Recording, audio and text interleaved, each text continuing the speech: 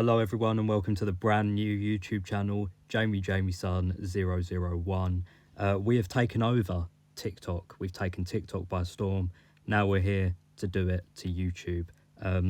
Here we're going to be saying the same things that I say on TikTok, except I hope I'm not going to get a ban warning.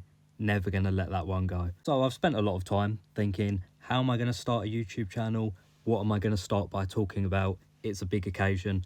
And then I realised it's really not. We'll start the same way we started on TikTok, by just talking about something that I believe matters, that I believe is important, and that I believe people need to hear about. So today we're going to be talking about Eva Vlaardingerbroek. Now, for those of you who don't know, Eva Vlaardingerbroek is a Dutch right-wing activist. The internet will tell you that she's far right, but currently in London, just not believing in illegal immigration is considered far right. So we will stick to the facts. She is right-wing, and that's all I've really got to say about that. She's 29 years old, and she's also got no criminal history, and this is important for later on. She was recently banned from entering the UK. Now, I know what you're thinking.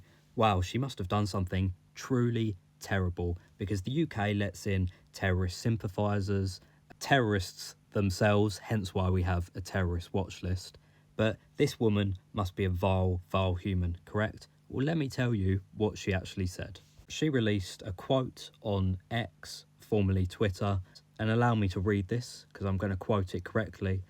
Keir Starmer wants to crack down on X under the pretense of women's safety, whilst he's the one allowing the ongoing R and of British girls by migrant R gangs. Evil, despicable man. Now, I'd begin by saying that is an opinion that can be backed up by evidence, and there's nothing terrible or defamatory in that. I think we can all see how Keir Starmer has reacted in the past to allowing thousands and thousands of illegal immigrants across our borders. Now, we can back this up by looking at the statistics, and may I say, sometimes statistics are simply incorrect, but we can only go on what we're told. So currently the UK is the R capital of Europe. Let me read you some statistics currently. With one data set ranking it that there is 117 reports per 100,000 people. Now, if we compare that to Sweden, which also has a very, very high immigration status at the moment, even they have less at 84.4 reported cases per 100,000 people. Next is France, and we all know the situation in France at 62, and Germany at just 15. So we can now see a clear comparison that as the population of illegals and asylum seekers increase, so does the reported R cases. Now, does this mean they are directly correlated? No, but we can look at the figures and we can say with pretty much certainty that there is a comparison. And let's just assume for a moment that you don't agree with what she said. That's absolutely fine. I'm sure Keir doesn't agree with what she said. Now, here is the reason that Keir banned her from entering the UK. She received this message from the government. Dear Eva, your UK ETA has been cancelled from 13th of January. This means you cannot travel to the UK without a visa.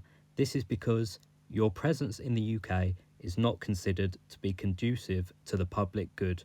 You cannot appeal this decision. I personally don't think Keir Starmer allowing thousands and thousands to travel illegally across our border every day is also conducive to the public good, but he doesn't seem too bothered about them.